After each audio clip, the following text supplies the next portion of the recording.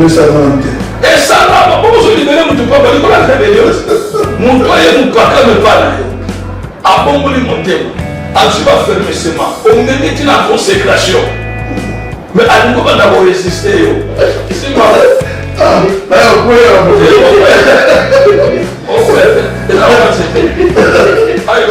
ouais, Michel Paul.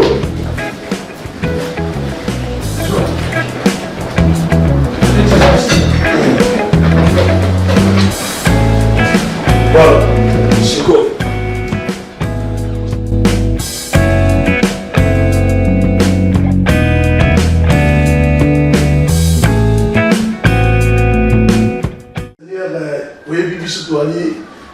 Il y a radio télévision comme Christo, tous en a pour pesa la bino oizali maloba na kolo. Voilà les autres tous en a invité mon aîné au wapi kolo pesa la biso on le te grâce à une baga ya ko ya mbramino osala na kolo ko abuti bon musika et le mona bino to ko découvrir osala na kolo oyo tant ko présenter bino ye bon mona ya zali bon naï. Voilà les autres permettre le Seigneur tous en précisément la ville d'Ibla. En Irlande, possiblement à Dublin, et c'est là où nous allons pour ça là, dans Kolo. Bon, tu peux présenter bien homme dédié au Wapi à Otimosika, parce que le même binoye pour nous faire Kosolanae, et tu peux Kosolana, parce que c'est un cas routier, nous avons Nzambe au Wapi Bazali Moko, il y a pas 4 comme ça, tu peux tourner les Tuna, bon, les Tuna les Arabiso, bien les Arabiens. Tu peux présenter bien cet homme dédié. Voilà. Bien le Seigneur, donc ici monté, il y a évité la mission. Bonjour et bonsoir, prophète. Bonjour, bonsoir.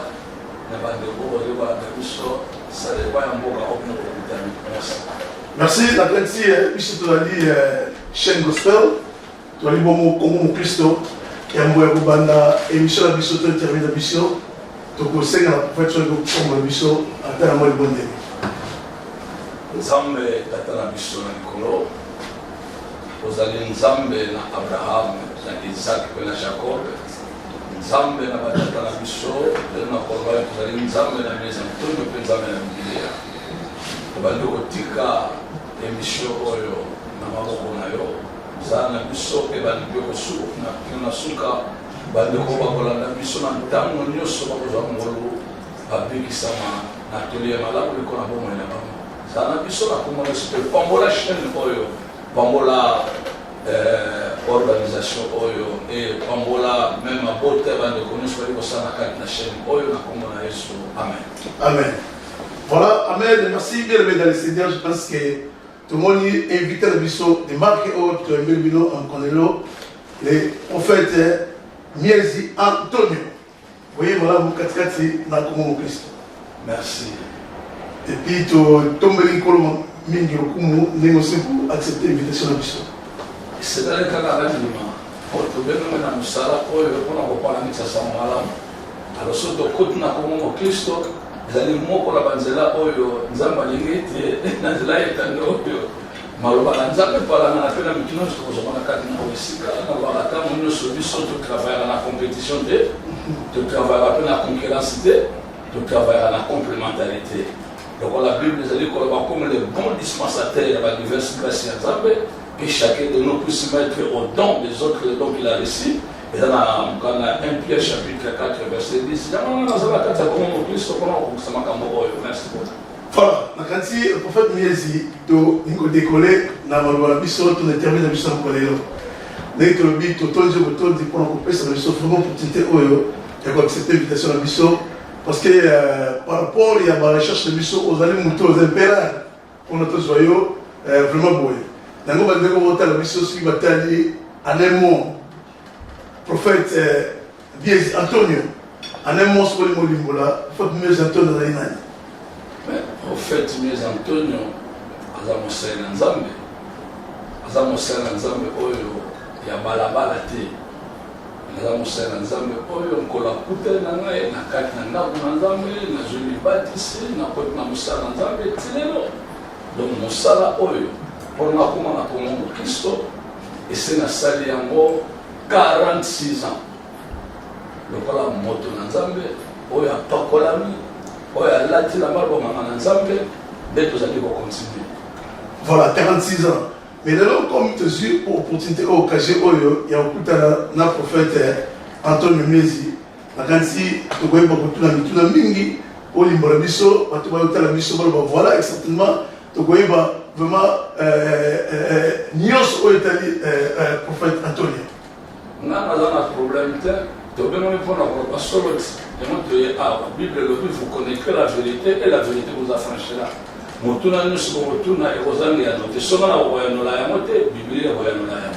Voilà, Bible, le parcours, il y a prophète Miezi. Ceux qui ont dit tout dans la question de Michel Bosso, prophète Miezi a mis comme le mobile ici. Nathan, on est tout ici, il est dans la ville. Nana ya mis sur le plan de mobile ici, na commune ya Makala. Mais na paroisse ya Ngaba. Epai wapaobenga kadeza na kala lelo ezali KDC moto akokamba lingomba wana ezalaki révérend Yongwanga esaute kokufa molimo na ye pema na kimia me nga nakweyaki na maboko ya papa Vakambi ye nde moto ayambaki naye na nzaya na ye nazwaki libatisi na nzaya na bango oyo misato papa Nyanga, papa Lotina, papa Vakambi nde na moni bozulio pe pore makambo na Nzambe depuis 1976 donc 77. Voilà, toute une question pourquoi prophète tout le monde lelo ba sal na nkolo mingi ba bengami katika de langane wala be la nzambe monene kasi ba sal bazali tout le monde ba sal na nkolo mingi lelo bazali na identité ba identité ba bima dans les ya yango tungai tunga kutuna mingi mituna oye eboyeba identité ya mtu ayambi Yesu wapi ipeza na reference nini na hiyo tangi komo ya papa Vakambi na kanisi Yesu atikebisho azala bomoli azala mjini na quartier 3 na église ya Calais pour les deux Calais soki bakola babolo ka parcours na ngaba tenu bazayebele bakoko tuna papa Kelani azala bomo etilelo ngala za mwana ya batata na bongo le motema na assemblée de Dieu na bandi ministère na assemblée de Dieu na salle institut biblique na assemblée de Dieu je suis un grand théologien de Nazarawa nazana tata oya consacré nazala lingomba oyo ngala bongo le motema nazala ba témoin oyo ba yebi to kolela bango o lelo soku mutawo ko finga ngai bakoloba ke miezi to yebi même na bible abato bazali libanda ya leki na ngai pe bato bazali kozala négocier awa soko tunie bato nyonso bozomona bayebi bato nyonso tute me bato ya kala po bazobenga lokola na antiquité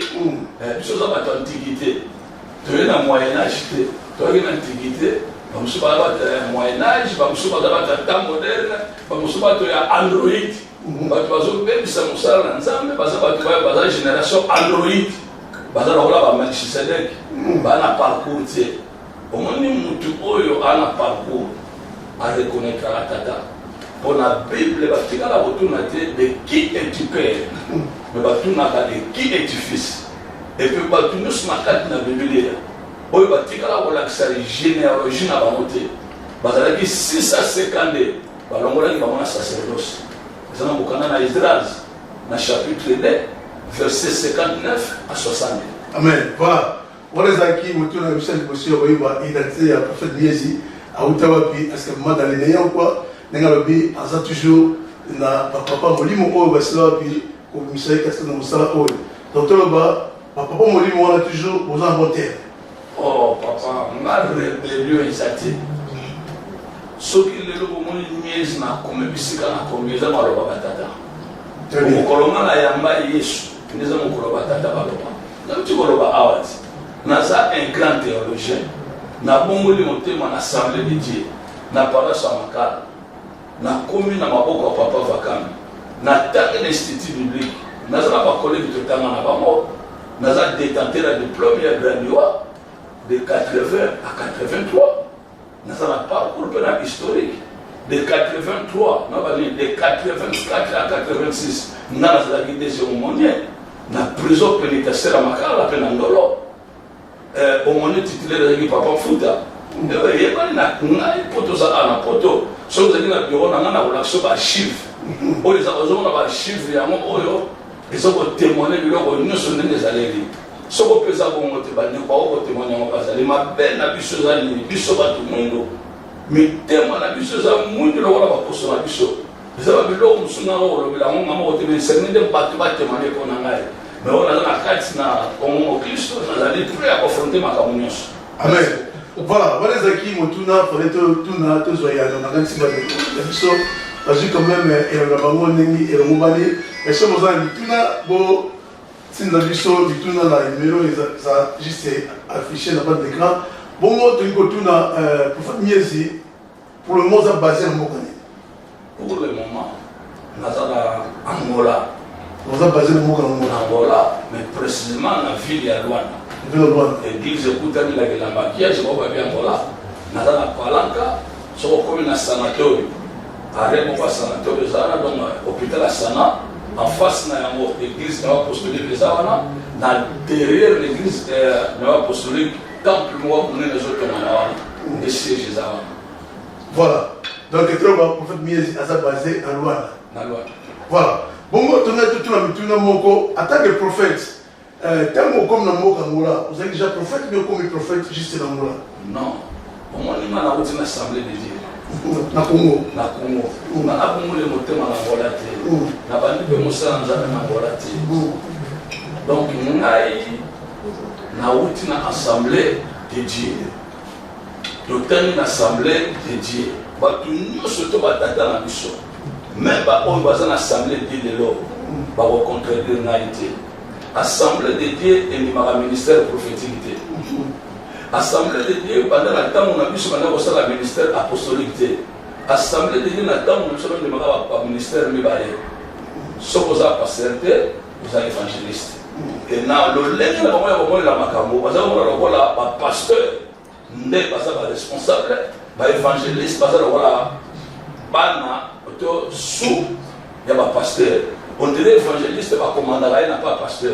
Alors, qu'est-ce que vous avez dit? Le ministère, il y a le docteur, l'assemblée doit avoir une maillotée. Pas même le docteur, l'assemblée de Dieu.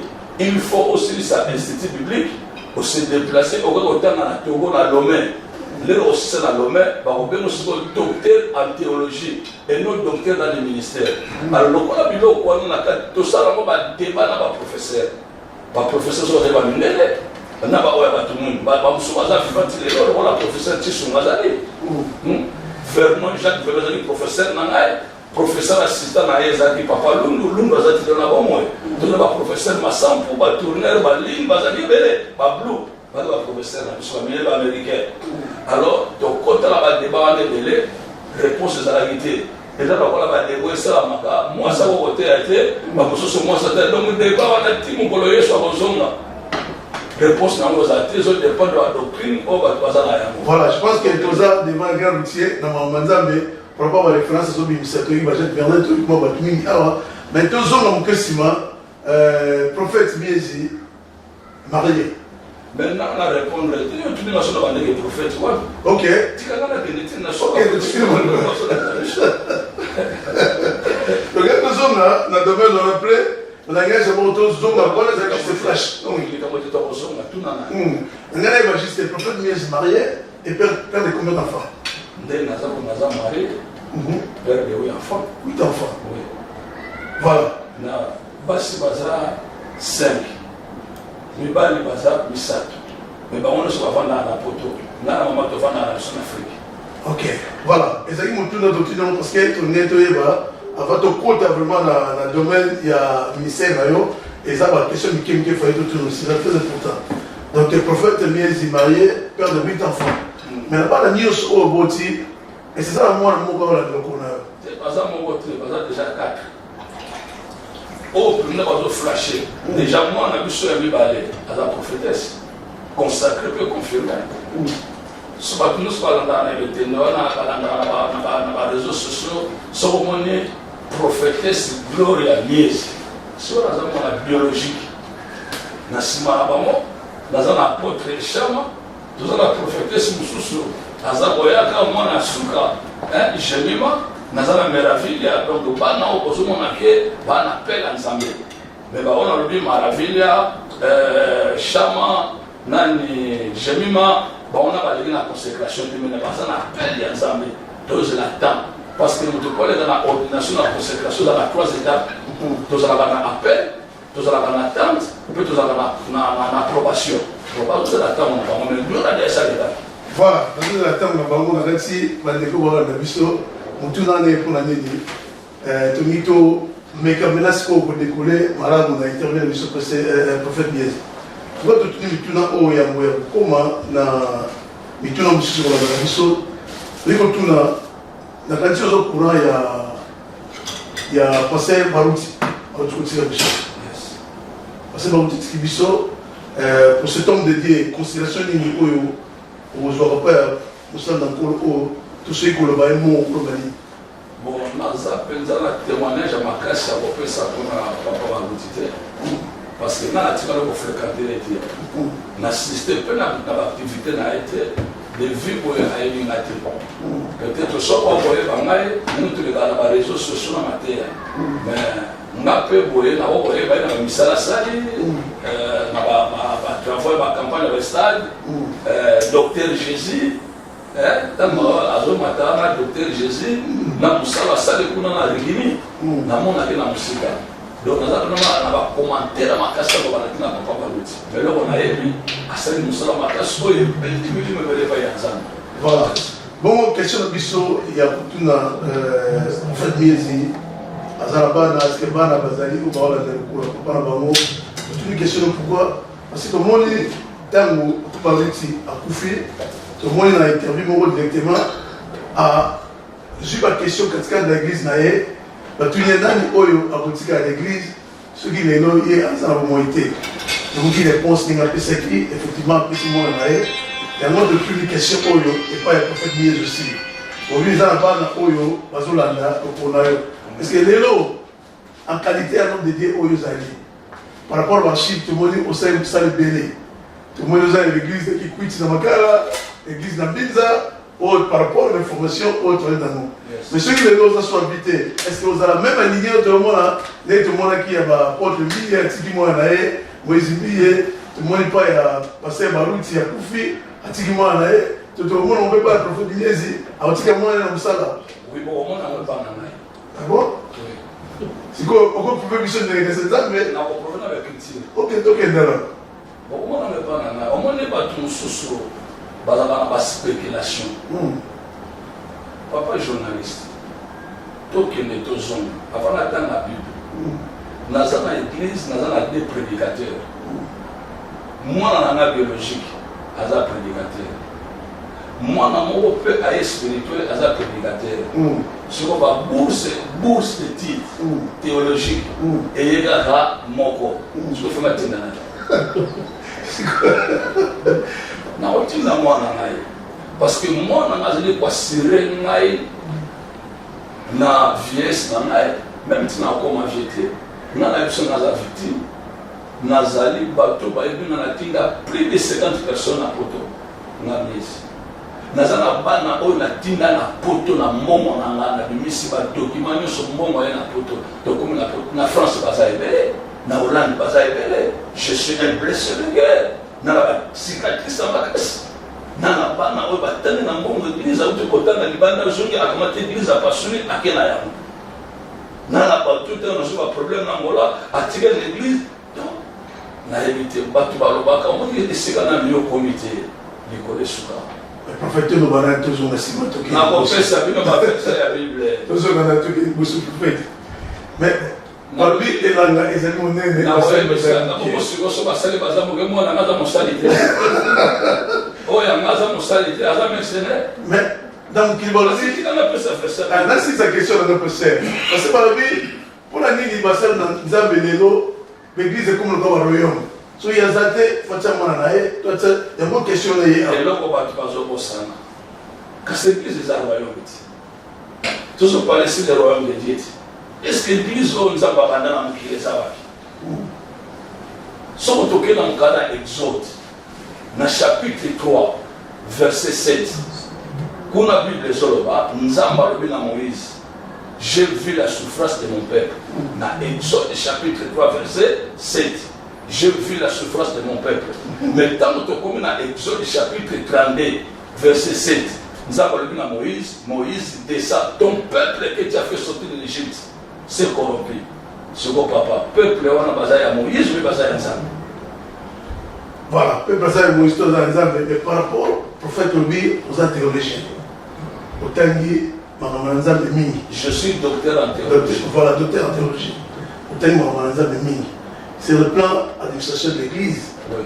Enfin, il y a toujours l'administration, toujours l'administration, toujours l'organisation, voilà. Toujours la spiritualité. C'est comme ça. Voilà. Mais ce que par rapport, il y a un niveau en tant que docteur. Bateau, bateau, il faut aller dans la responsabilité de l'Église. Est-ce que la vocation? Mais la robine a eu pour le Moïse Ndi. Moïse Ndi a côté na musala fatata na yakufati. Siko panda Moïse Ndi aju Bethel. Abomi musala be musala teremi. Azala batemo ba makambo. Sikatenda kufi. Atiki musala pa ya neema. Banda neema aju musala. Musala kufi ozekele liboso. Ozo mona tende ba ti bazo tika na musala. Bazana bazaka même na likabona nzabe. Ba likabona nzabe. Tikatu tango mo ke makomi. Au terme, on connaît le prophète. Il dit que si il va dire qu'il y a eu il y a un problème. Il y a un problème.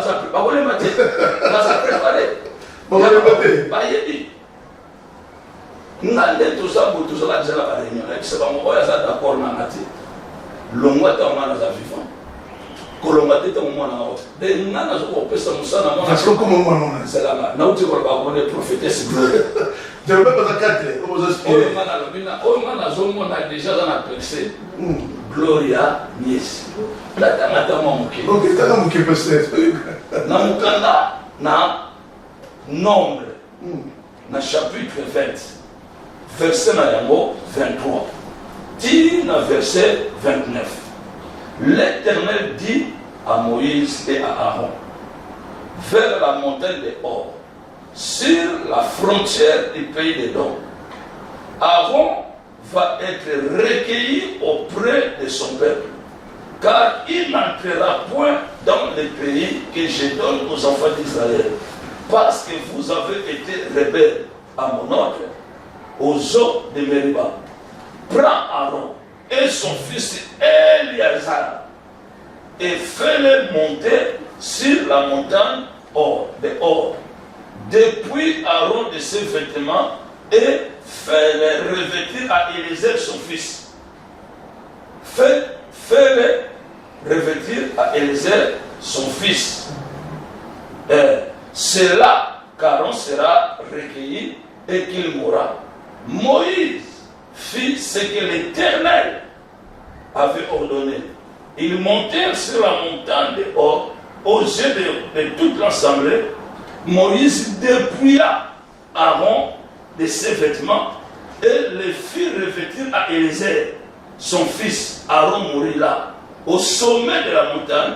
Moïse et Éléazar descendirent de la montagne. Toute l'assemblée, vu qu'Aaron avait expiré, et toute la maison d'Israël plaira Aaron pendant 30 jours. C'est là, est-ce que ça c'est la recommandation d'une personne? C'est la décision des noms ou bien du leader, mais c'est la décision de l'Éternel. Aaron était un souverain sacrificateur. Et c'est Dieu qui dit à Moïse que tu dois dépouiller Aaron devant toute l'assemblée et tu vas revêtir son fils. Il prendra les relèves. Si Dieu a fait ça à Aaron, pourquoi il ne peut pas le faire à Barouti? Pourquoi il ne peut pas le faire à Niesi? Mais le problème avec tout ça, c'est papa, on a bandé l'église, on a bandé l'église. On a bandé l'église, on a bandé l'église, on a bandé l'église.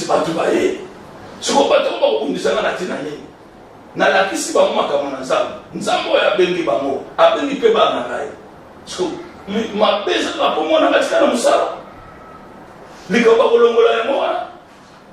Est-ce que vous comprenez que dans l'église nous avons 3 catégories? Nous avons les corps ministériels, nous avons les corps ecclésiastiques et nous avons l'église corps. Alors quand on dit les corps ministériels, cela veut dire que la personne a été ordonnée et confirmée étant du ministre de Dieu.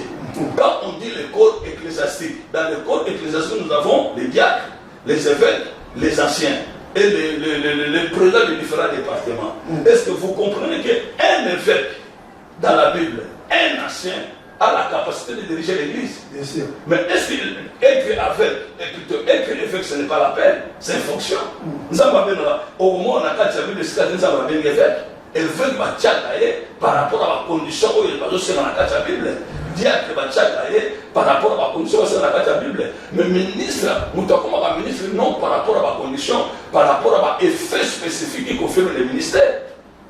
Il y a un Josué dans Josué chapitre 24, verset 15. Si vous ne trouvez pas bon de servir l'Éternel, cherchez qui vous voulez servir, mais moi et ma maison, nous servirons l'Éternel. Alors moi, vous savez, Israël il y a combien? 600 000 personnes, ça a compté les femmes et les enfants. Ici, nous sommes besoin de matin, nous avons mis nos sobos qui est là. Bon, quand nous avons lu ça, il y a nanda bonama, donc ça voilà, bon, voilà qui répond s'il y a prophète de plus de choses de mots là-dedans. Et ça va répondre, comment répondre à prophète, mais c'était ça réponse par rapport à la Bible, ok.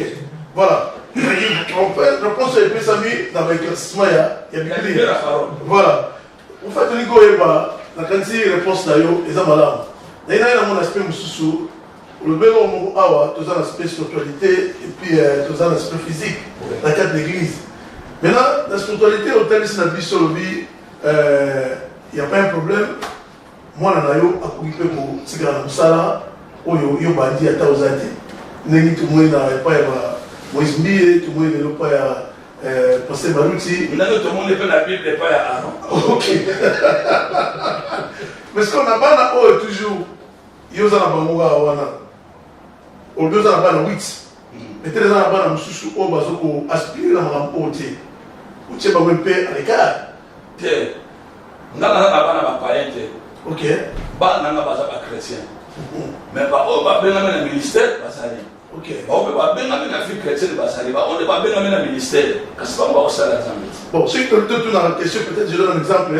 Le sens que, aux gens qui ont mis la Congo évangéliste examine. Si tu as les PK, donc il y a plus d'exemples. Azana moi, moko, nation yebi, moi, les Mogabé, ça la musique mondaine. Dans les Kalash.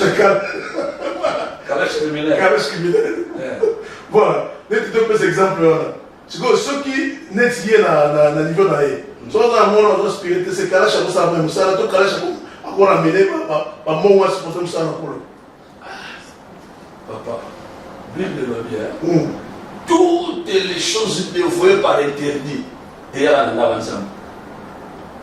Même il ma prostituée, elle en a ensemble. Il y a un cycle de nous, sur la carte de la église, pas à ça. Il y a un cycle de laquelle les voyants à la diable. À cause de la société. Ok. Bible le dit, toutes les gens qui ont été dans la Lévitique, les gens qui ont été dans la Ligue, Zaché, à la vie péagée, publicaine, Yesu a coûté à l'obissouni na botte la Bible à battu. S'opposant à la Otana, au Bible Zolova, toutes les richesses dévouées par l'interdit et que n'a pas sacrificateur. À ta moutée, nous tout dans la compagnie. Oui, en église. Ah ouais, l'église a voyé ils ont problème. Ils ont problème. Tout est sanctifié, purifié par la parole. Mais si on a tout dans le monde, mais nous sommes interdit. Nanzela ya koyiba. Tant qu'on va y aller, nous avons vu la Moïse. La loi, si la loi est sacerdotale, avec joie, avec le roi. Et ça va dire ça consacré et pas à Moussala Nzambé. C'est biblique. Nous avons beaucoup de références bibliques dans la série de la Nouvelle Alliance. Ok, voilà, tu peux jumper la question par rapport à la lumière, la réponse aux deux autres. Non, ça va. Tu continues dans tout le monde, tu agis toujours dans le même alignement, la question de Michel Bousso, concernant la. Non, oui, ça va. Musicien, au monde, ça dit comme Makasi. Au moins, autant à comboter. Nous avons ton temple. Aïe, alors le prophète Miesi, 1 million à moi pour la temple au sale. Et ça a coûté à sataniste dans le Parce que mon Dieu est au-dessus de toutes choses. Tout est sanctifié par la parole, par la prière. Mais avant de combattre, est-ce que Dieu dit que nous avons la bonne volonté? Non. Ne connais pas ça. Tu vas y aller à la calabasati. N'a pas de na kuta me ba cachette na me la pe ba diamant na sa ba fatir le ba so be na prophète nièce maintenant na kona komba prophète nièce te mais ça ta komba famille na kona komba 10 abeba ono so be na 10 abeba na pesa na pe mutumbo te ko ba ki se zo permettre te o be na 10 abeba na zo sa 10 abeba mo na sama ba para te be buza wala te ba washi ici na ti be na ba kisi na ba na ba kisi na ba kasi mais ça il est au moment pour nous dire les lois sont à venir à la tribu ma cameroun va papa va camber ma camboire si on a dit na reçoit na qu'est-ce qu'on a gagné mais ce qu'on monte on dit que l'église au moins dans camana mola même par na témoignage vivant le plus grand catcher n'angola ozali directeur technique ya catch na tango wana bazali ba mettre turbo ba mettre nina ba nani nzubano ba na ko bene jangenya ça comme on a monté dans l'église dans les deux monté biloko nyuso wana na mabakisi ba iship ba biloko nyuso na na kumbaya les deux ça vivant na ça vivant nzamba za souverain papa nzamba za souverain dans sa souveraineté les deux ba prostituer ba ko ba sala nzamba ba brigade to na ba milida kala ba jamu comme pasteur voilà jamu comme pasteur Domito continue toujours pour la cause d'attente. Et tout ça, juste le même aspect à la question de la par rapport aux docteurs théologiens, par rapport à la place organisationnelle, on expliquait un peu la spiritualité. Mais non, l'organisation de l'église, l'église monnaie dans l'Angola, l'église n'a pas est-ce que dans le niveau de spiritualité, le biseau de l'osate, moi on a remplacé. Sur l'argument. Parce qu'on a un niveau de l'organisation de l'église, où il y a la finance de l'organisation de l'église, et ça peut être un nom de Bakamba quoi.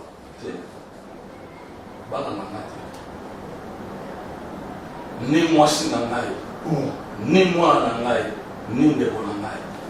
On les alliés spiritualité, les alliés administration et l'organisation. Les autres personnes ont la compétence, ou la compétence au salaire.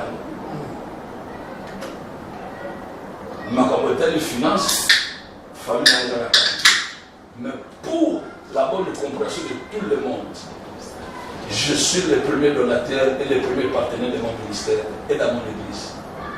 Donc, ma grand temple dans Rwanda, 70%, 50% en bon Dieu de ma temple dans mon âge. L'église est bien. Attends, le prophète Mies est un businessman, il est un businessman.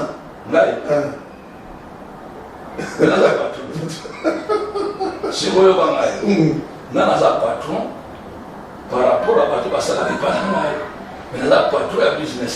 Ok. Problème dans les années, au moins, quand tu sers l'éternel dans la vérité, nous avons pas mal. Tant nous avons un disciple, dans Luc chapitre 10, chapitre 9, chapitre 10, donc il y a la matière, alors il y a la mort. Bon, mais ma sapin qui m'y va l'été. Bon, mais ma costume m'y va l'été. Bon, mais ma paix qui n'est pas au local de la communauté. Bon, Kenya. Bon, terre sans malade. Bon, qui ça va bien. Bon, ce qui ça va couper. Et l'ouvrier mérite son salaire. Le bon, nous sommes là dans ce soir. Par rapport à mon salaire, comme on a au salaire. Nous sommes le bon, on a un témoin. Bandana na banda musala nzambe na bassesse na faible commencement tibisika na komi lelo na tira osenga cachete avant na côté l'église na yo na tira osala et pe na osala ya moté mais na pas molama nana batu oyo ngana zoteya na bien na zoteya na sambelité na zoteya maté tutie akamati clair contact à frontière avec ça na mona Belgique na mona Hollande na mona Angola na mona Obisikebele ezala bato na zoteya akamati mikanda ya lupango ayebisa na la banda kwa sete ya kamera na senga te nzamba da témoin et puis na dans avant na bureau na consultation prophétique la secrétaire tu vois c'est na mot oye ovandi lerno koki okoti na kolbate avant l'assemblée la paix comment on a vu ça raté si on a vu avant l'assemblée que c'est pour pas tout ça comment va mon baba na éviter parce que na bien on va passer tout malade il aurait bien possible la pour na paix sambo na paix si mon sambe na dignité ne on a pour faire ce sambo on a ya mwana na sena le logo mon côté même ndenge na za ana Irlande na côte na moka oyo na tikala ko senga matea ya tibana na za musala nzambe de na tikala ko senga mbongo te o offrande du prophète na sala ya mote mais nzambe ye moko asimba ka mitema batu wana bazopakola naye ngata ona uti poto na zona ngola na salika na l'église tout ce que bazoma na prophète de mieux azola kazotambola azoteya na kina na hotel na zola na église pendant 4 ans na bureau batu ya mote de ce temps batu bazoma tango na zote kisaba moment na ngai ya galère ya motoki batu bazolo bela mote mais là pas comment on va le ça la percer batu basala ni bazolo il y avait un dimanche papa journaliste n'a on a sur Dieu est témoin et l'église est témoin un dimanche que j'ai prêché na yebi ndeko wana te mais nzamba soyo na aya sombela ngaji apesa ngai $50,000 cash na yebi ete abisoma ji akamate carte ya visite atingile ngai abi à tout moment que tu as besoin de quelque chose bien en ça nazoteya nasambela mpona motu ma femme est témoin papa na kama tinda bapesi bakabilanga babiloko ebele est-ce que ozokanisa mosalani na nga na kosala mpona sala ekonzola nazala na otage et ça va me prendre du temps mais énergie na ngai confiance na ngai bolingo na ngai même nde na ye ala na Irlande nazwi mbongo te nazwi mbongo na Irlande soki biso mbongo nazwi na Irlande ondima te mais na koloba ngo te 10% lelo te na opesa moto 10% na opesa epa nzambe sikoso moto ayakabeli ngai €50 eza mbongo te aya pesa ngai €300 eza mbongo te ofra lobanga monta ntansoki nazwi €200 kasi ezaka lani ata nazwi €1,000 eza lani na Angleterre pesa nazwaki mais nasalelelo te voilà oyebi bino moko prophète azwi mbongo ebele totikaki na boye te voilà prophète ngito mbongo ebele bandela konte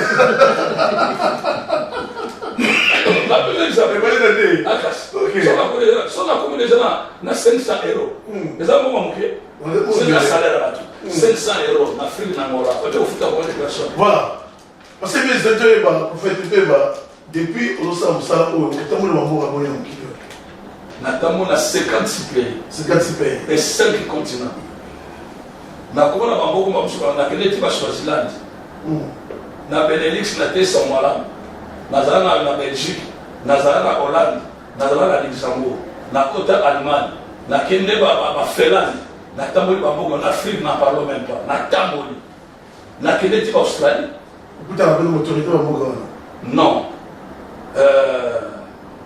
kokutana baautorité ya bamboka eza vocation na place ya nzambe ozomona bato nyonso tute babenge batomboli bakutana baautorité te nga baza na grâce wana te me nde mibale ata misato nakutana bango mais tete baprophète ministère nakutaki batikota mibale te misato wana message principal na yo ezala nini ah mais non nga nakosala professionnel te na nzambe te il y a des prophètes menteurs quand Dieu ne te dit rien ne prononce rien soko tokutani bonga na message ya nation te nayelokosa mpona nini nakopesa nakoloba nakoloba tosambeli esili parce que les gens confondent il y a les prophètes de la nouvelle alliance et les prophètes de l'ancienne alliance toza différent baprophète ya ancienne alliance bazali bapatriote bazalaki barévolutionnaire bazalaki barécipient révélation bazalaki banani aza patriote sentinelle récipient révélation azalaki patriote bazalaki baréformateur mais baprophète ya nouvelle alliance toza bapatriote te toza baédificateur parce que bible elobi na mokanda ya d peut-être na mokanda ya Ephésiens chapitre 2 verset 20 à 21 vous avez été édifiés par le fondement des apôtres et des prophètes Et Jésus-Christ lui-même était la pierre angulaire. Notre premier problème principal dans le ministère prophétique, et la nation, et la présidente, et le peuple, on nous a pas proféré. Nous savons que vous n'avez pas d'église. Mais si nous avons pas ce message à la nation, donc il est au péché. C'est comme ça. Voilà. Et chez M. Zali, dans Moussala Oyo, ça fait 46 ans. Ouais. Vous savez Moussala Oyo. Est-ce qu'il y a aussi des moments difficiles dans Moussala Oyo? Chez les moments difficiles, les moments difficiles. Dans la vie, j'ai passé des moments difficiles, des amis, qui sont des moments d'abondance. Des moments difficiles. Moi, j'ai souffert dans le ministère. Quand il s'en a fait dans la Makala, la Samela dans la Binza, la Kenamako, la Zonamako. Dans la distance, bateau va faire dans Mola, la Vana dans Nikolo, la Samela dans la Palaka, la Kenamako, la Zonamako. Tant nous avons passé ma grâce dans la Nikomata, on peut nous révéler. Parce qu'il y a une interdiction, il y a une interdiction formelle. Dans l'orientation morale, pendant 10 ans, on est en morale. 10 ans. Par rapport à Boula, on a salé. Na tindi mutu na poto.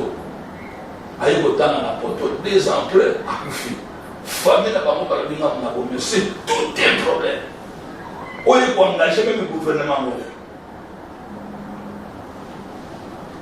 Et comité na niveau président de la République, il peut nous dire traître. Na niveau ya mboka na biso. Mala ba benga yo muyibi.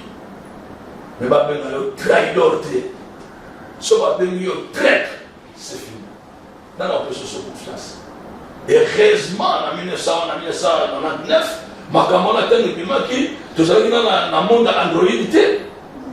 Et les gars na folie à haute. Dans le journal La Folie à Haute Nangola, et le canal du journal Yanini, journal d'Angola, et le canal radio, et le canal de la télévision. Mal vie. Ça, c'est le mauvais souvenir de ma vie ministérielle qui a détruit mon intérieur. Et là, il y a une histoire dans la vie. Je souffert pendant 10 ans. Dans la voie, pendant 10 ans, je n'ai jamais été un exilé politique ni réfugié pendant 10 ans. Et je vivais de mes propres frais. Imaginez-vous. Moi, je suis en bas de Foutarada. Ni de ce là. Mais je devrais être effacé. Et tout dans le monde, tous mes collaborateurs dans mon là-bas, fiti. Même ceux qui passent au combat tous mes collaborateurs. La Bible dit que ça pouvait. La Bible dit que ça pouvait. Tata limisa bango pour makambo osala bayebi yango te mutu osala makambo ayebi azala droit par contre c'est le retour à l'expéditeur yesu ayebisi abitata nazokufa ndenge makomi elobi même awana mutu atekinga yo basoka kotama te est ce que le langage de parole là dedans nzambe alimbisa pa Adam na Eva est ce que azokosaba wana jardin bible elobi soko loboko eza ezosala ezali bakupona osala li kata ya moti na kati bamoti. Ah. Est-ce que vous dites?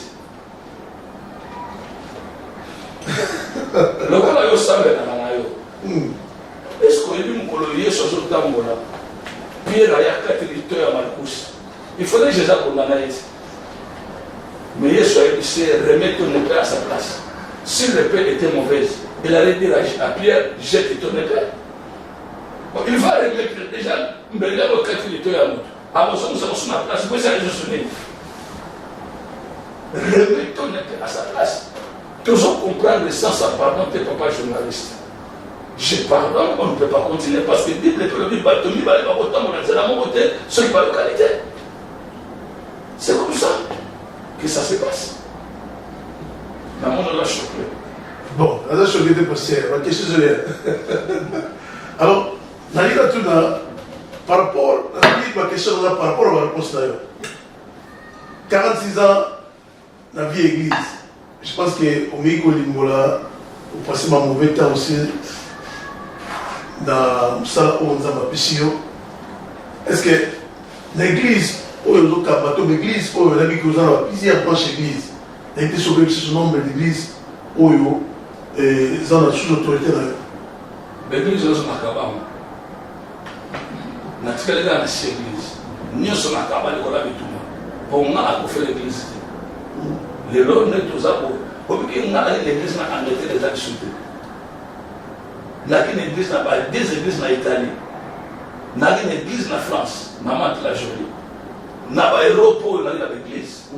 Mais via avec compréhension là-bas. À ce moment. Mais la Chine a toujours pas là. Ah, mais la Libye, ça va moins. Ouais, mais ce qu'on dit, mais pardon, vous voulez. Non, la Libye par rapport à la réalité. La Libye, c'est que la Libye, ça a été. Sauf la Libye, ça a été. On a peu, la Libye, ça a été. Mais la Libye, où il est pardon, ne peut pas exclure la discipline. Bon, par rapport à la question, le prophète, Nini Oyo, parce que toujours parler juste en général, et quand tu as besoin de faire fond.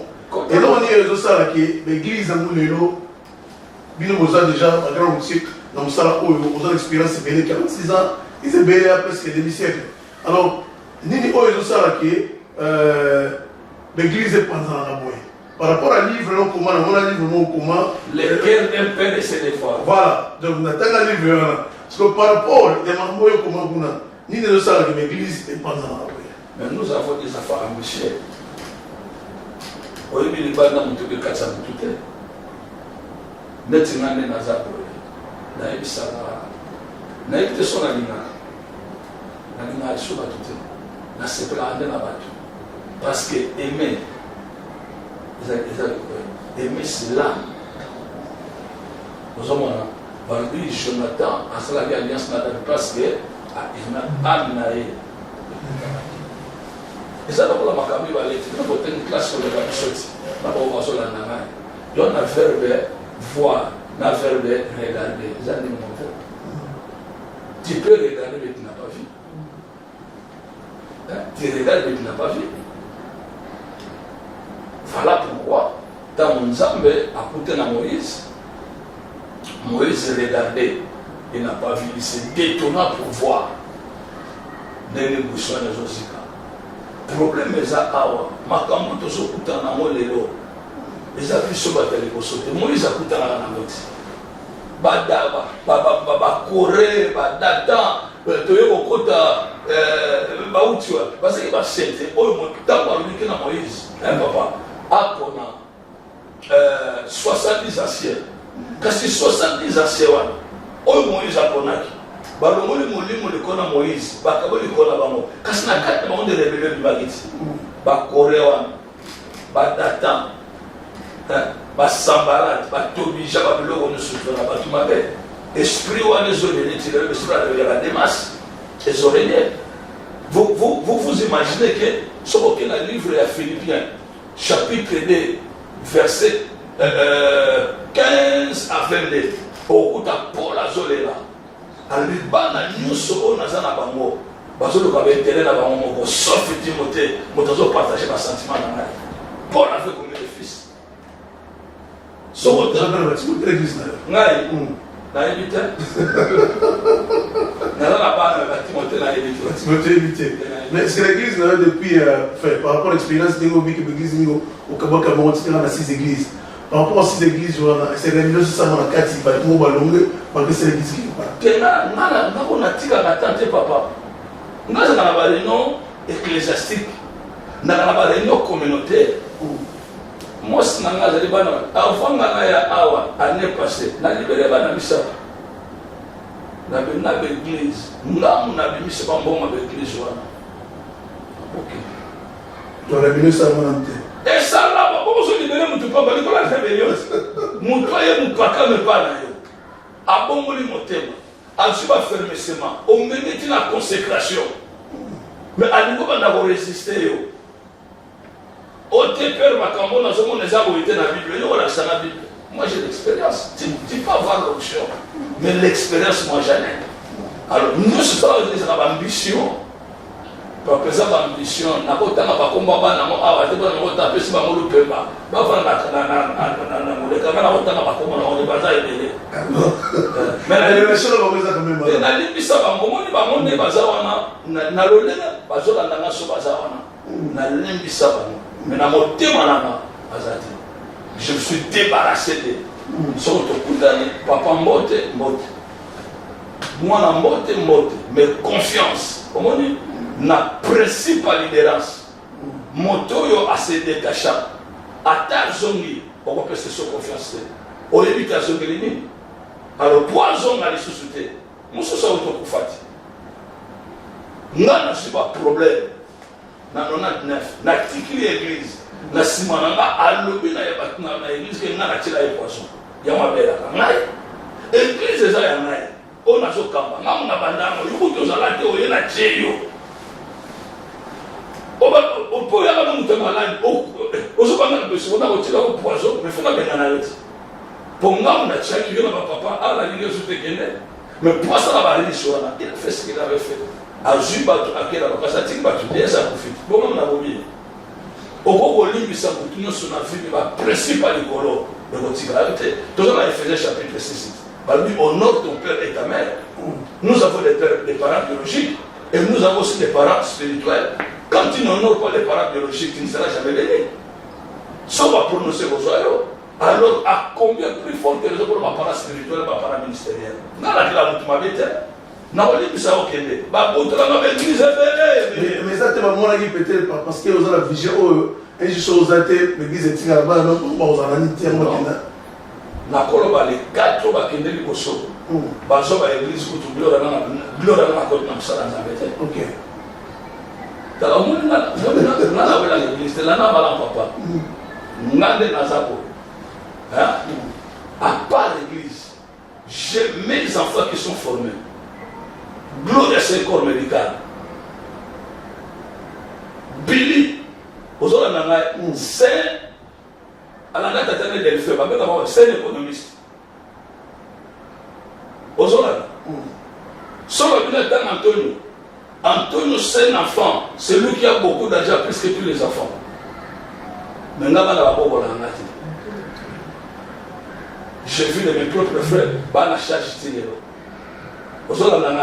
donc bana na ngande bazala bango witi église ezale ezala te ba kofivre na na venda ngai pona bana na ngai le minimum bana banda ko déjà na ba so banda ko ngasa na so ba banda le minimum ba moni so bazo tanga ba mikolo se ba selisi ata ba le bon électricité sina na société ba osala oza économiste asala oza modéliste asala na ba biloko mususu makasi. Mais conseil, on peut s'appeler à ma jeune pasteur où par rapport à l'expérience nous avons 46 ans, ma jeune pasteur où et l'élo, bazubi à l'église parce que ma pasteur responsable où est bango était bazo collaborer bien par rapport à l'organisation de l'église. Conseil, on peut savoir. Qu'est-ce que vous appelez qui bazo collaborer bien? Si révélez le ça dans l'église. Je donne un exemple, pasteur, prophète. Dans le Irlande, tu vas presque bientôt 30 ans. Tant que tu es dans l'église de Moko, il y a presque 67 églises. Et si tu as leader de 67 églises, tu as l'église de Panzani. Et tu as branche Béné. Mais si tu as par rapport à l'église de Panzani, tu as la personne qui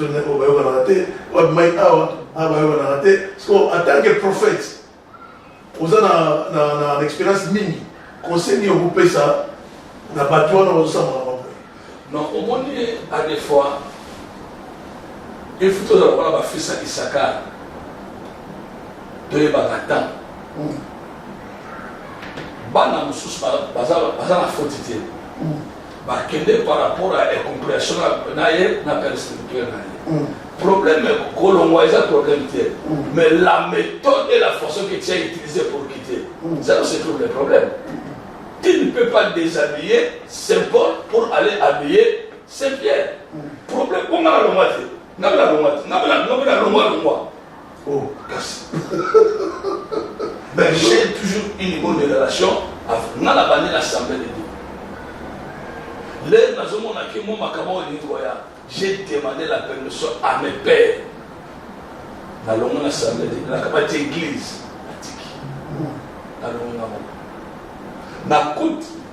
La puissance de Dieu. Dans mon décret, mon bout de mini, quand l'église soit allée non reconnue dans ma personnalité, puissance de Dieu, il y a un problème. Quand il y a puissance de Dieu, il va récupérer. Il va soigner. Il va travailler dans le mot, dans 89, il va comment on a tiré l'église.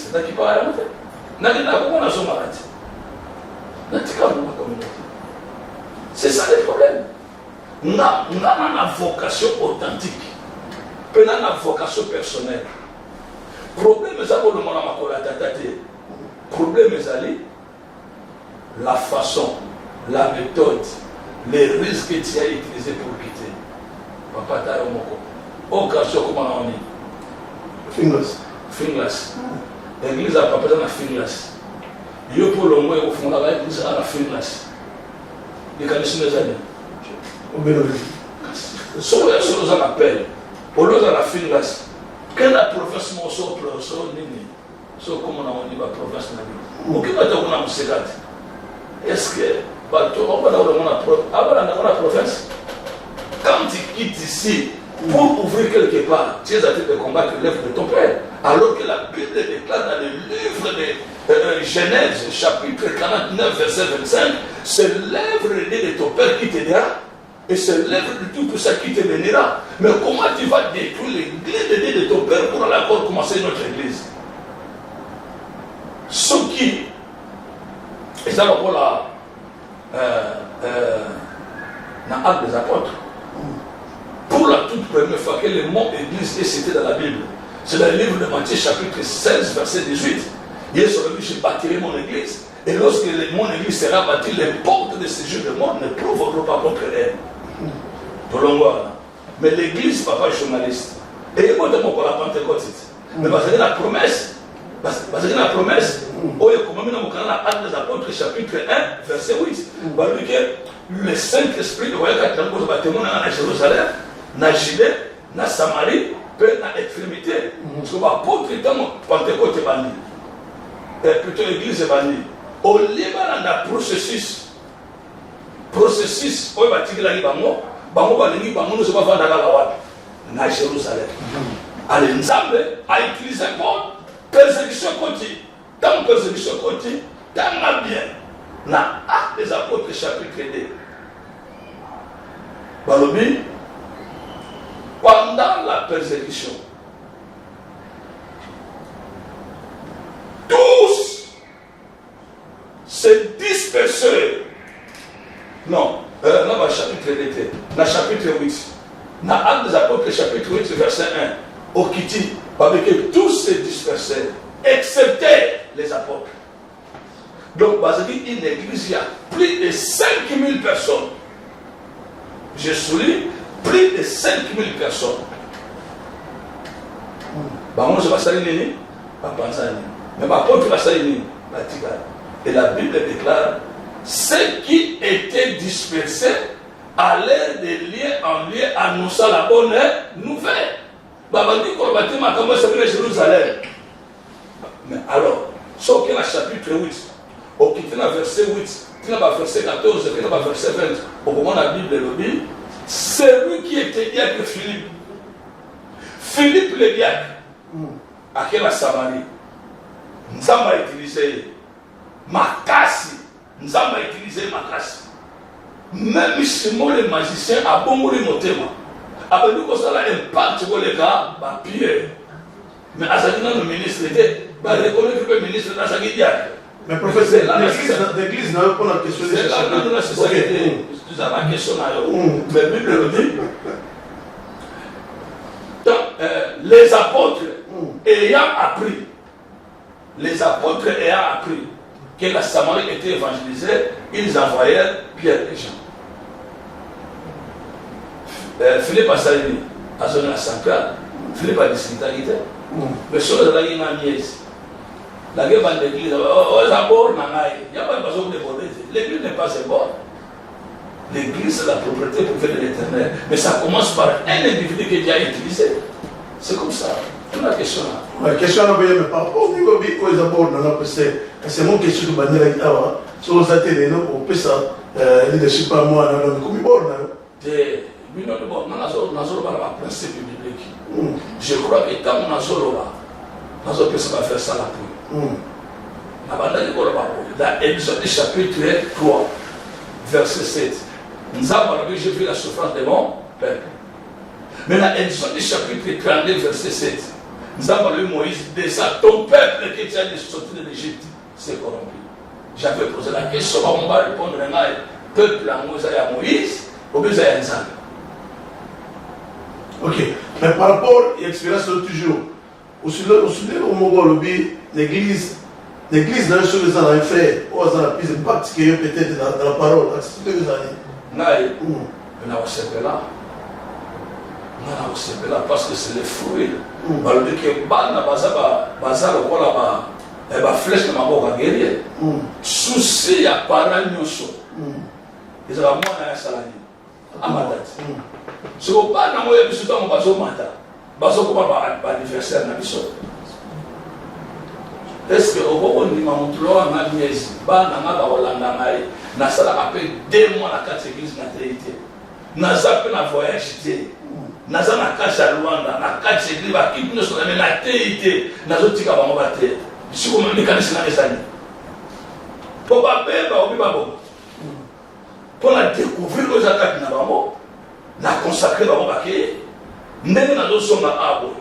Les 30 dans la culte communautaire, on a fait agir dans la consécration de la banne. Mais ce qui n'a jamais monté, dans la il y a une fille là, à Autoticama l'église, une fille. À l'église, n'a pas besoin de mon âge de 7 ans. À Colémine à l'église. L'église est foutue là, l'église est foutue là, classe, l'église est ça là, après consécration, elle est à la tête. Sur les amotés, on peut chasse pas comme sous. Non, ça mais le mot les amours, ça là, il y a tout ce qui est au problème, mes amis, papa, l'église n'a fonctionnement à l'amour.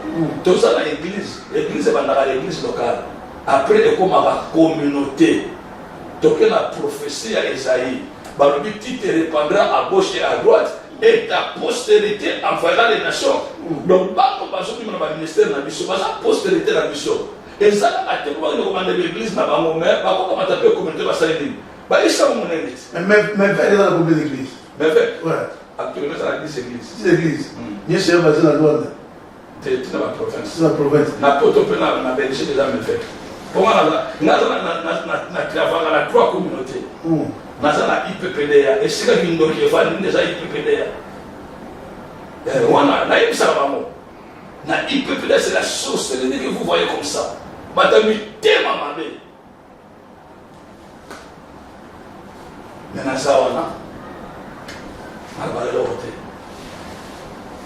Pour la bonne marche, il peut payer les indivisaires à combien d'émotions. Ce qu'on a l'accès de quoi qu'il est capable. Voilà, on a l'accès de quoi qu'il est capable. Naza la Ménonite. La Ménonite, Naza, coordinateur à Ménonite. Bokilo, papa, moi, c'est un pasteur. Maman, c'est un pasteur. Yemoko, moi c'est un pasteur. Aïpe Abali, pasteur. Comment on dit? Sikol. Na hiérarchie, Persako Mokolo. Moi, je relève. Quand c'est moi, je suis un coordinateur, toujours coordinateur. Na mevek, na fondateur. Na mevek, na kamara mevekte. Na chaque mois, na biso batamangal. On a voté na promoté. À travers la leadership, il y a mevek pendant 20 ans. A fumula ta église mon côté. À ta consécration et mon côté. Pendant 20 ans. A sauvé ta terre à la communauté pendant 20 ans. L'air n'a initié, tu as travaillé pendant 20 ans. N'a mon fruité. Zonga, Tocha, Mutumusus. L'air n'a pas moi na autre ben à galelo banat. Babote manangola, bazawana, l'air n'a pas moi na wana sidiki. Akamate église bana okamba akambiamo. Mais église amam na fumula. Akanga ya kotilelo, akena yamo na loba APCT. Mais tant on a PC église pas moi na oya nat. Lelo musala moi na wana zosa. Au moins na zoka ma mevek lelo, abomuni bote bana mevek. akoli na l'évêque, azui consécration na l'évêque, les lois à vice-président. Les lois na l'évêque, Bambo des années, moi je n'ai pas fait l'évêque, au cas où il y a eu l'évêque. Vous avez pas médiate. Vous avez pas médiate. Il y a tout le plan organisationnel, il y a l'évêque. Il y a temple, tout le monde va dire que le prophète mais c'est salaire la carte de l'église. Nous avons un salaire. Nous vivons comment? Papa. Normalement, dans l'organisation de la mission, nous avons un droit à salaire de 40%. Il y a un revenu dans l'église. 40%, ils ont salaire à pasteur. 40%, ils ont bien-être social à l'église. 20%, nous avons là, ils ont pour nous mais nous avons salaire dans la église jusqu'à ce que le temple soit. Mais dans le village, papa. Parce que la plus grande, la Bible, les premiers donateurs, ils sont là. Si on a dit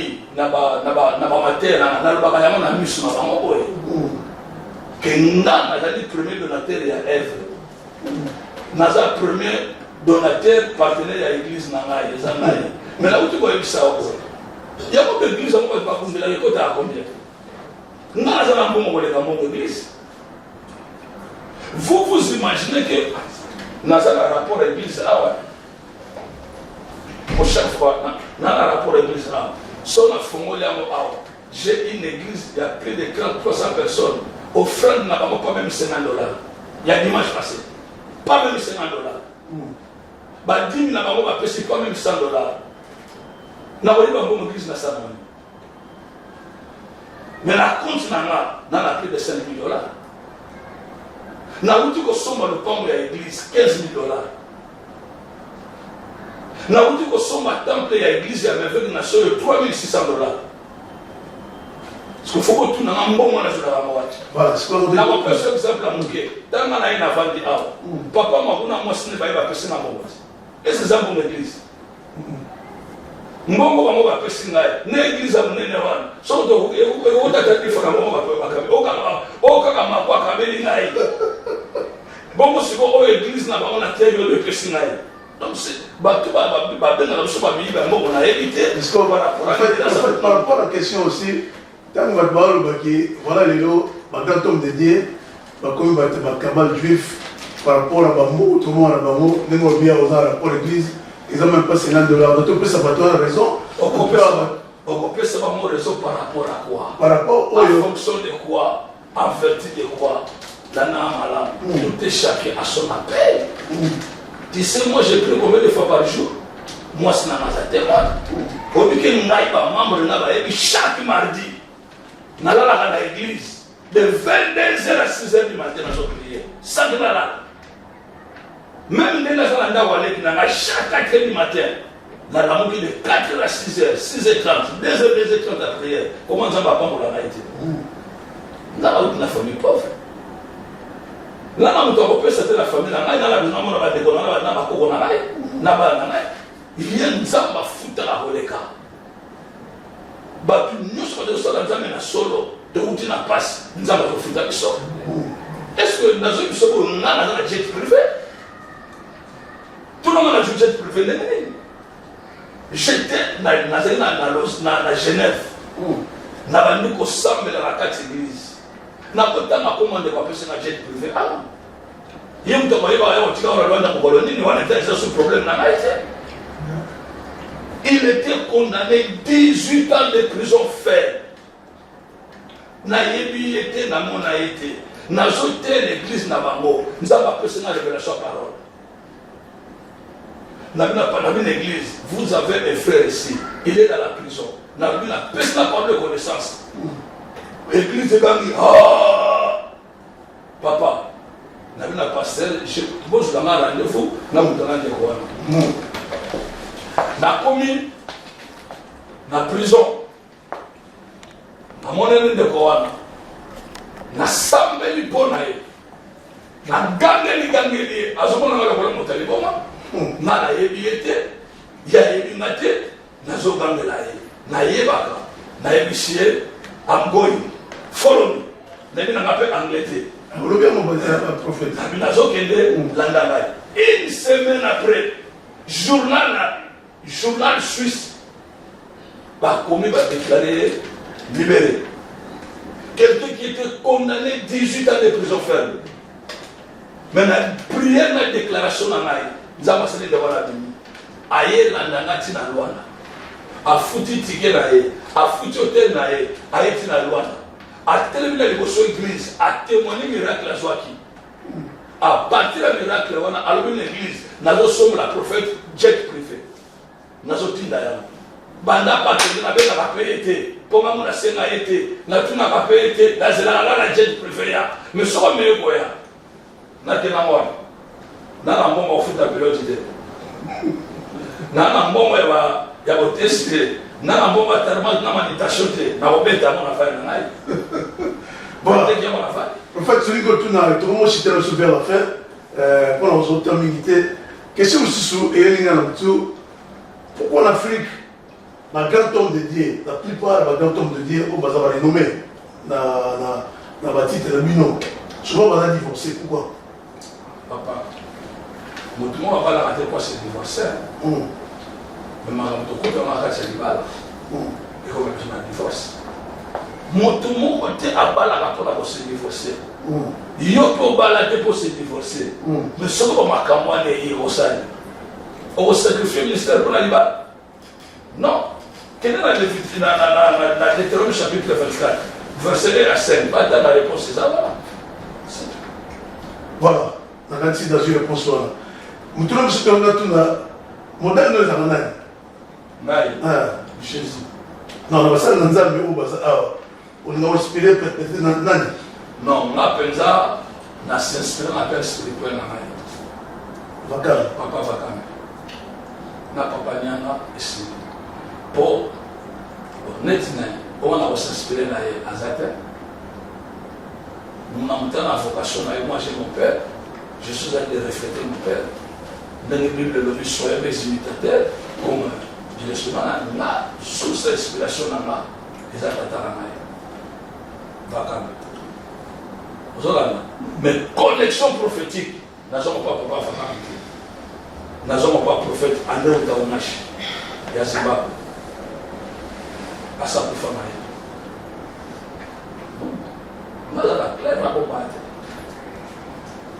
en fait, mais tu veux qu'il est là. Na s'espère pas mon bout. Tu vois, on a pouvoir avec mon marché. Tu vois, donc, comment on peut se mettre avec mon marché. Voilà la question là. Seulement, par rapport, il y a le prophète Miesi. Et l'autre monde, il y a le prophète Béné. La Congo, bien sûr, on vit dans la Congo aussi. Dans le monde là, on va bien faire même un. Est-ce que on va le bannir? Ils ont parlé d'arrêt. Ce qui fait le phénomène qui est le côté de la église, c'est un Mokanda philippin.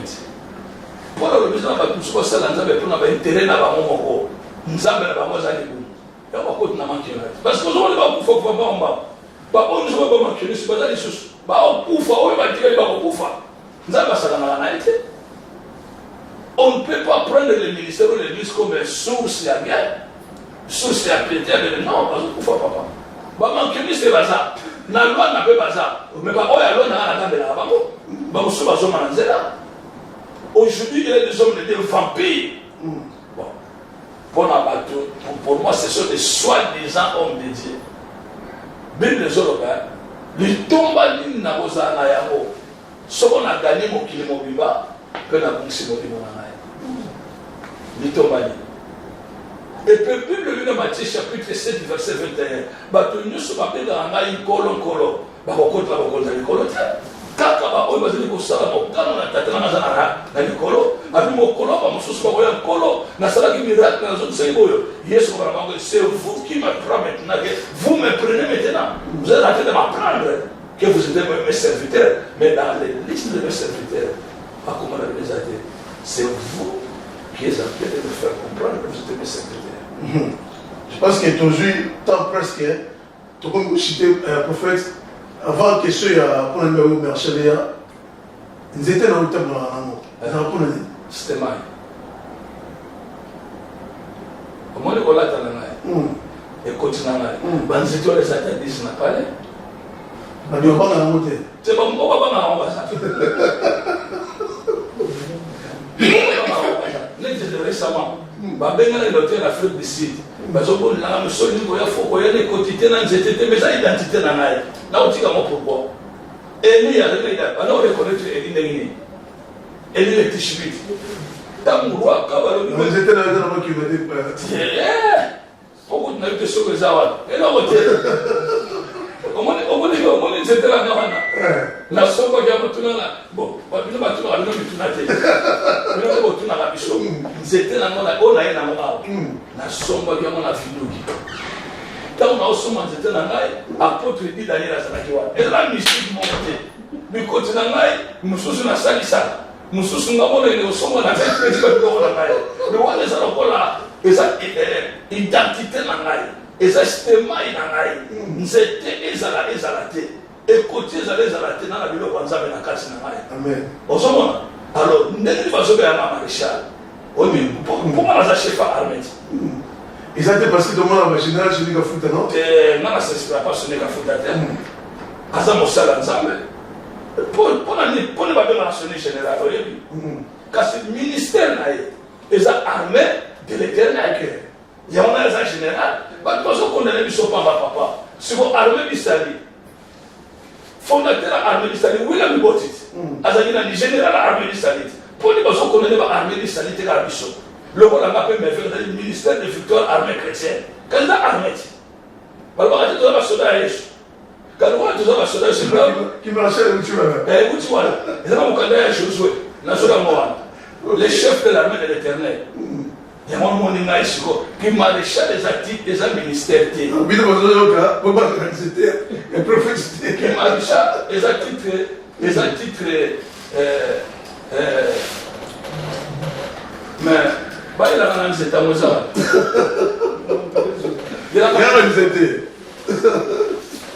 Qui maréchal des actifs ministériels. Les actifs honorifiques. Mais ça dit identification et un ministère. Mais avec ministère des victoires armées chrétiennes. Nous avons la colonelle à Bruxelles. Ok. Parti. Au moins, nous étions là. Continuez à la bourse, nous avons pas personne qui m'a dit pas pour ça dans la live. Et ça, c'est le moment où tu m'as dit papa. La télé, n'attendez pas papa Jean-Pierre, n'attendez pas papa Kossi, papa Peter, n'attendez pas papa Mazan. Au moment où la Simba était recevez. D'ailleurs, ici, quand nous sommes dans la salle de Moussa, la Simba est en train de se faire une révélation avec le pasteur de Samuel Akona. C'est pour faire comprendre que le ministère, c'est la complémentarité. Au moment où, parce qu'on n'a pas pu se rendre compte de ça. Ce qui m'a dit, quand on se chute dans la mission, c'est quoi ça? Je continue dans le mot. Pour les autres photos, on était au Mingi, Baba a un prophète. Mais les hommes là m'ont pris les réponses sur la là. On m'a pris ce son de téléphone. C'est ça de téléphone. On fait là, si on était à. C'est marrant. C'est marrant. Ah, là, on peut y avoir.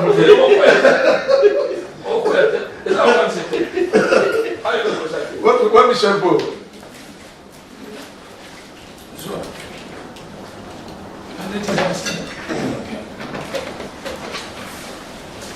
Voilà. C'est quoi?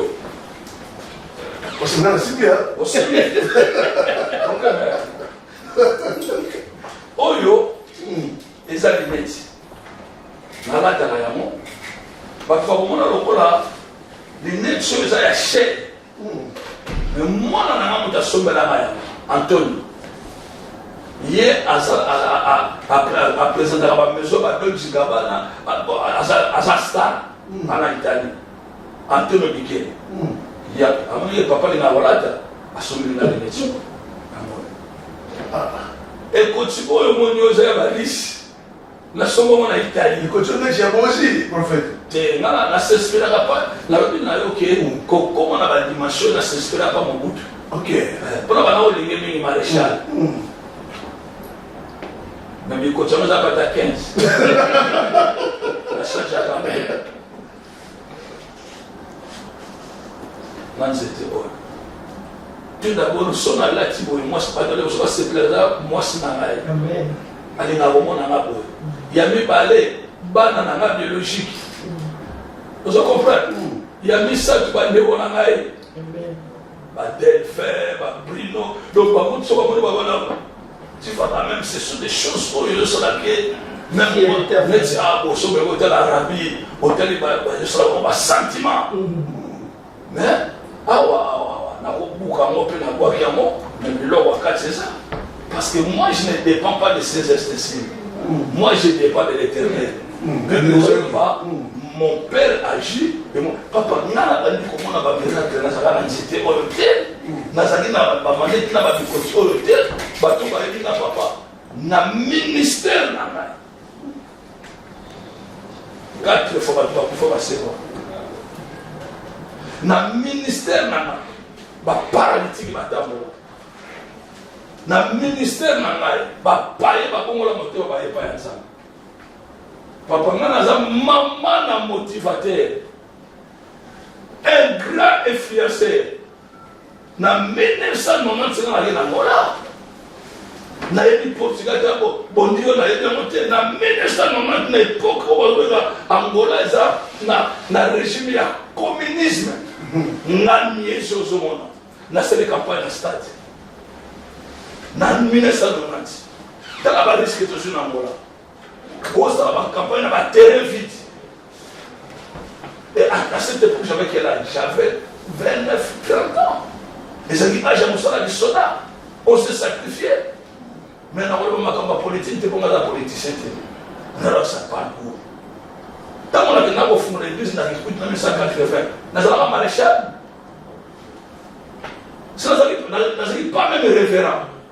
N'a pas dans le type que on ne fait à référent. N'a pas pasteur Miesi. Pas même référent Miesi. N'a pas besoin de type que on ne fait à référence. N'a 1983. N'est pas comme référent. N'a 1992. 91 des grâces prophétiques mon année. N'a pas dans le ministère. Amen. On a ce que je citais bien dans le Seigneur. To yambela mina le lo fait miezi o wapi to mingi ko tuna mituna mingi peut-être ko mjitela msona suka ya moto c'est moi 10 minutes à pesa la biso mo mapa mais on sait miezi prophète miezi moi tu doutes dans mon question mon c'est que les années m'ont raté vous êtes toujours jeune c'est que les années maman ou ma physique ben tellement ça la sport na ko on peut problème tout d'abord à porter la colline à propriété so hôtel même à l'équipe nana là-bas à sur la 2 fois par jour so pe simila sur les gamba la moko mais moi de ça le monde j'ai toujours ya mi balé na lia na discipline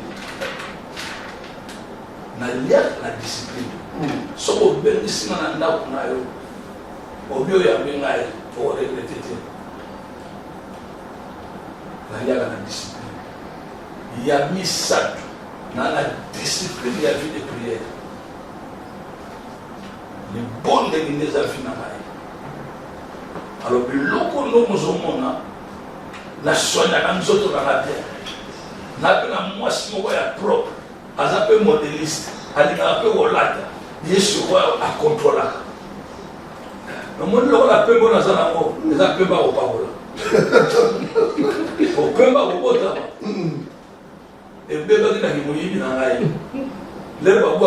malades. Pas celui qui a on a des beaux temps, on a fait métis. Quand on a mis son bal à la métis, on a moi ça arrive pembe. Père a choisi d'aller mouiller. Parce que pembe n'a pas de maman. Alors on a choisi Babylone on peut et bon, ils ont la lutte contre la vie mais n'a pas la même physique na ngai. Et on a l'air mon ko na zo mo mafuta. Na pakuli, na osa pe une semaine na pakuli mafuta te na dépendant na madame. Ok. Nikolo aussi ma surtout mon atiki. Nikolo maximum que mera mta shala. Omoni sikoyo l'air mo ko mo sala na massage. Fina. Donc, les gens et ça n'a pas de discipline de soi. Bon, dans la 64 ans, dans la 64 ans, mais la discipline, tout d'abord, quelqu'un nous tenait dans la lata, il va se discipliner. Il faut pas que la taille, il va pas changer la robe, il va la chair. Nous tenons dans la lata. Aïbaga, la discipline alimentaire, aller à la bibliothèque. Mon nez déjà dit sous-noté, car la nez déjà dit sous-noté, mon nez, aux hommes aux aggraves. Mais le mon nez, il n'a pas de temps, il va dire, il a obésité. Et on a ce qu'il faut qu'on soit fort, aux hommes mon nez de militaire, mon cœur militaire, aux hommes 4-4. Mais mon nez, on se souvient là où il y a famille. Et on a une idée qu'on a appris dans la zone du matin. Voilà. Vous avez amené le militaire, vous avez militaire, mais vous avez le voilà, tout comme cité vers la fin, tout le monde est aujourd'hui ministre de la justice dans le Congo et Sika. Ministre de la justice, il y a des églises dans le même balabalate. En tant que prophète, pourquoi peut ça message de. Bon, normalement, il y a encore le bandé moi à cause de la raison, à cause de la peine à raison. Dans la Washington DC. Na sala musala nzambe na Washington. Ba memanga na balabala moko. Moto nyonso avali na Washington na edango. Balabala moko eza na 100 églises. Côte à côte, face à face. Mais sauf que bango la système de insonorisation. Au monde.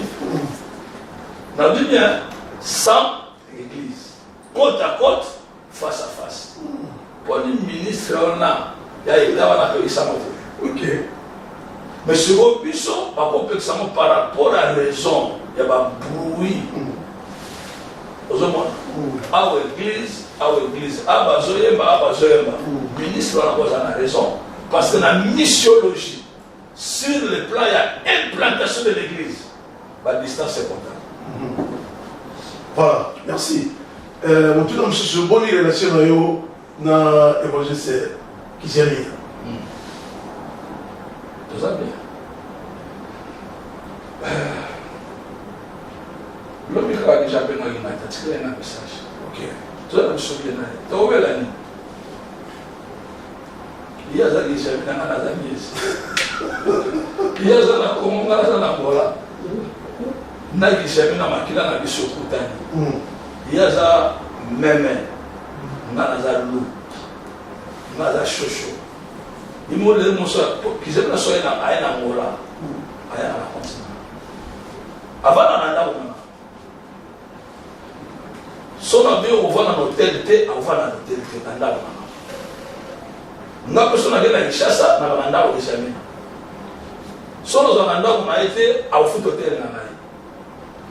Muntu kuna hotel muna yemta opesa. Argent de poche yemta opesa.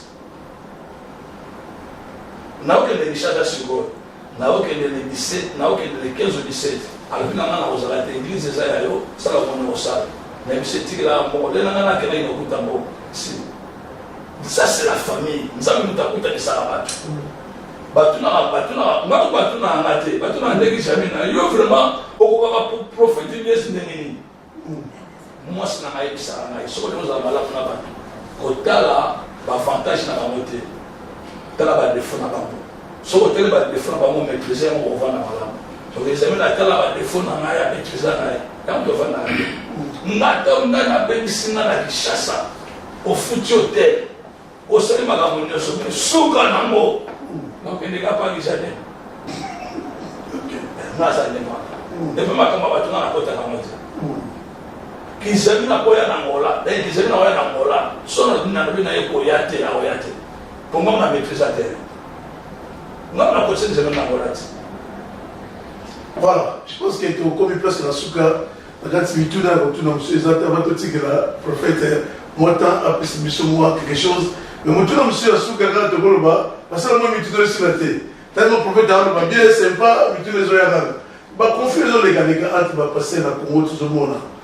Na ba ministère bazoye ba voilà ministère boyaché pantaki boye azana ba campagne plus juif ministère boye tout ça en tant que prophète nzamba ko azuta sonini to moni Moïse mi abeti concert to moni comment ba tie ba statue nyonso to ele kiona to et tout en tant que prophète to moni comment ba Denis Lesi ba prophète Denis Lesi ba conflit dans l'amour na ba passer dans comment les autres tout ça alors il en tant que grand routier na manzambi 46 ans tant ba 46 ans na mona même ligne na batamuluko ki même ligne na ba poseki nomba même ligne na ba passer monda ba même ligne na ba tolani yoso soit tant que prophète on peut ça conseiller on m'a na kota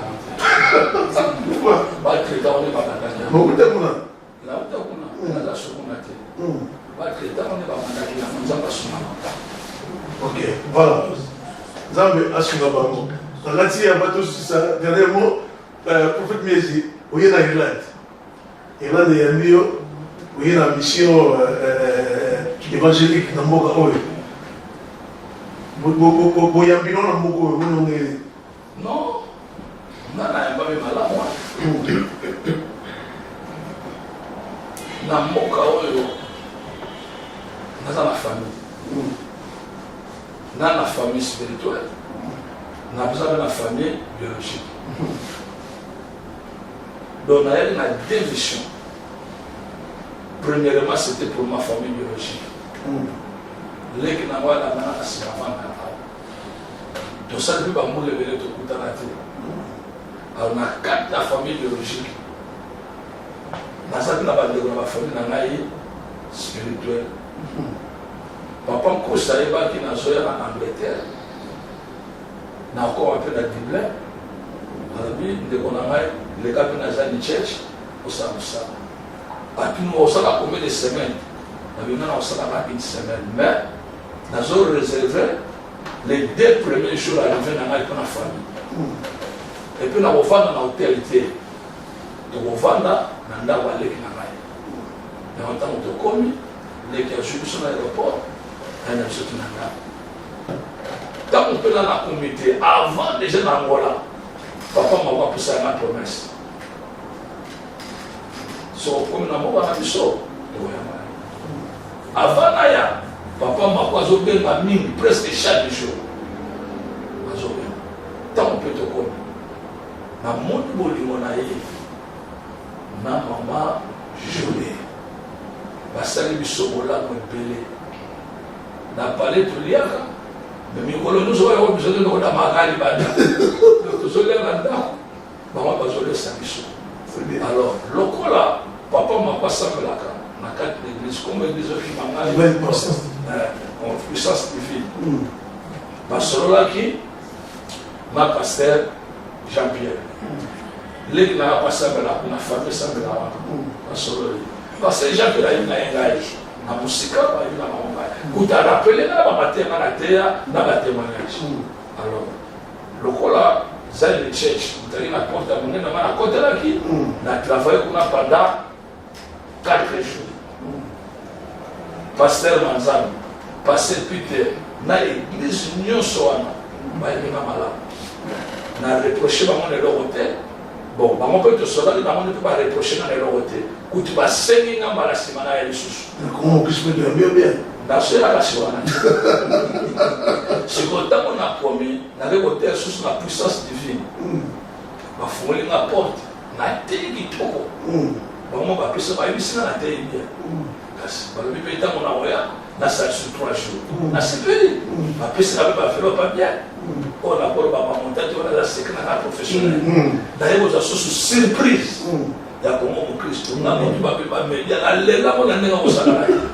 mais na la loka media te fa ya loka na loka la osala ko ni na bino ko sona ba papa ma ko boye awa na pesa no ko chapeau zambe oya bendu na kata musaka do mena na ami ma bino musika aisa ya mo nene to banda Hollanda ya moni to landa ba TV5 ba Euronews tout ça ça va même musika afuna suba porta makasi mais bon ko za na kati na bino amen. Voilà, on est allé dernièrement il y a prophète Miezi Antonio akansi mitoni no sisira biso tuna prophète aussi motuna yango motuna ezalité habite ce prophète azana il a bakisa ya moto sukisa mais to boss na to pesa no fils de 5 minutes au pas mon ba nzambe au lobi tu l'as quitté habite ce qui ko bakisali non et donc on a bakisa ko osanga te bande koyo bakomona déjà bité bayambe sur la kolo qui m'a bikisa na mo toli ezali kaka tosambela nzambe na solo tozala te likolo moko na kati likolo moko na libanda parce que bible ezoloba le monde attend avec un désir ardent la manifestation ya mwana nzambe or manifestation ya mwana nzambe ekomonaka na nzambe na biso nasengi biso bakretien to bana koporte bafruit oyo ezali vraiment de la repentance baloba mabe mpo na biso bakuta biso na mabe wana te. Voilà, bien le Seigneur, je pense que tu comme la souka, voilà mon numéro raté, mon mot te pèse mote, on va voir ce qu'on va dans la mission, on va voir tu vas dire qu'il faut 5 minutes pour faire ce qui a quoi que ça mission moi quelque chose. Tu vois ça, mais bon, et là pour la Koloba, conseil moko, et pas une mission à chrétien. C'est dans le Bible, dans le livre de Jean, chapitre 3.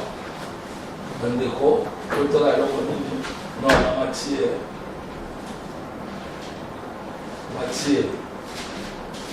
chapitre 3.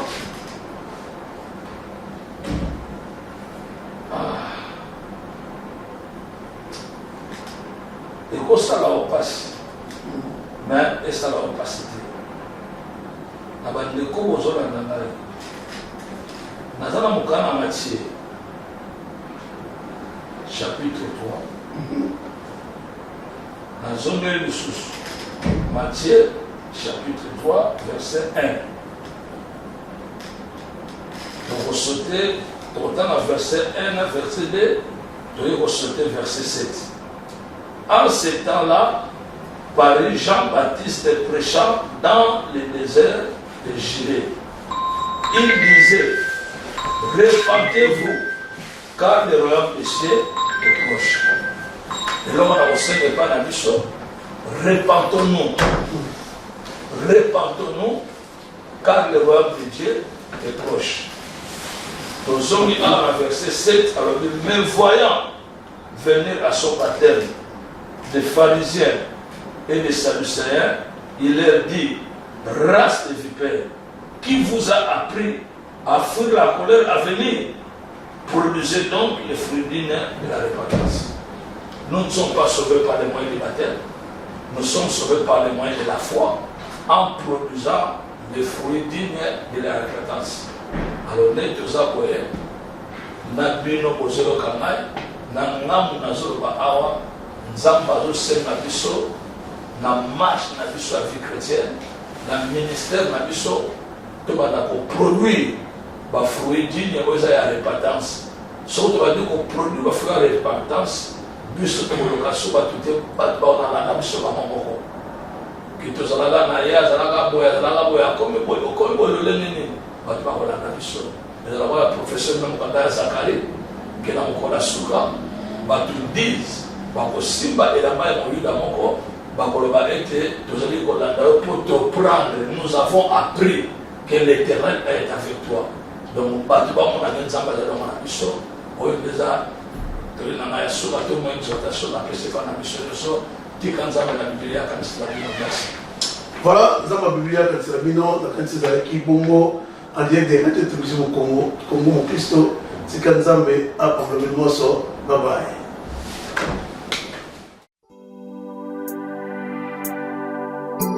Pour une amélioration de la santé mentale, esquivez le cumul du stress et le crise. Voici pour vous un endroit chimique pour un repos rêvé. Flat Hotel Alpha. Flat Hotel Alpha dispose pour vous des chambres de confort à partir de $15. Appartement une chambre et salon à $35. Appartement des chambres et salon à partir de $50. Flat Hotel Alpha à Kinshasa, numéro 19 sur la rue de Kingaboa, commune de Nguringiri, référence Elengesa Khartoum.